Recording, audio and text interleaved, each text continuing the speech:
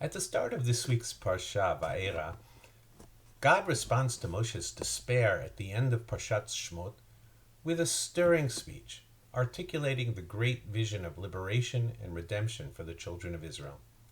Moshe then returns to the elders, repeating God's message, but at that point they're just too discouraged to listen. This is the first indication of the Torah's lesson. Good speeches don't always work. Then God tells Moshe again to speak with Paro and command him to let the Israelites go. And Moshe responds that he can't, because if the elders of Israel didn't listen, Paro certainly won't respond. And he uses the expression aral sfatayim, uncircumcised lips.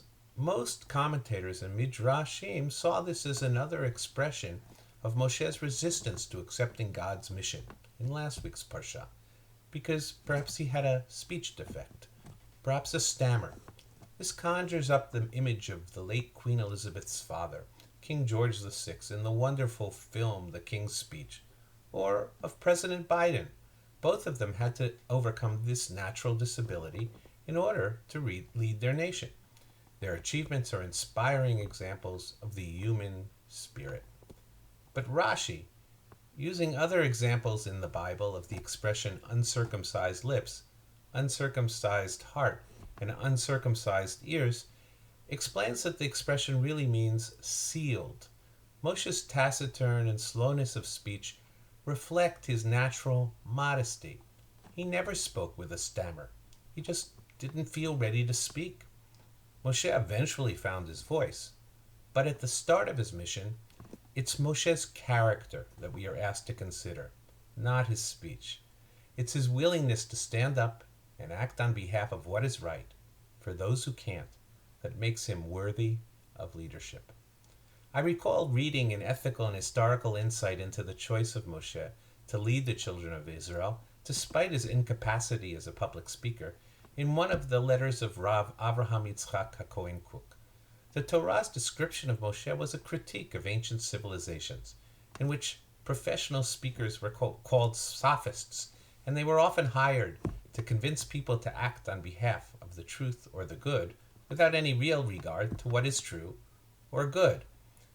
Socrates commonly called these men out in Plato's dialogues, and they were often condemned in the descriptions of ancient Greek and Roman historians. Today we'd call someone like Alcibiades, whose charisma, self-confidence, and dynamic speech directly led Athenian democracy to its ruin, a populist.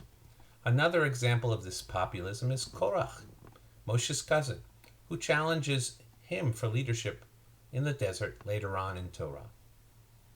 It certainly helps to be a good public speaker, but Torah, in its choice of Moshe, teaches us to first value strength of character, sense of justice, and modesty when choosing our leaders.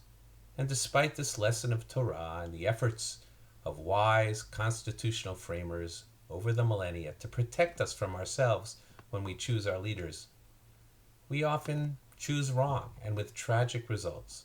We fail to meet this challenge. May the calendar year 2024 be a year of good choices for leadership, a year marked by progress towards our redemption. Shavua Tov from Schechter.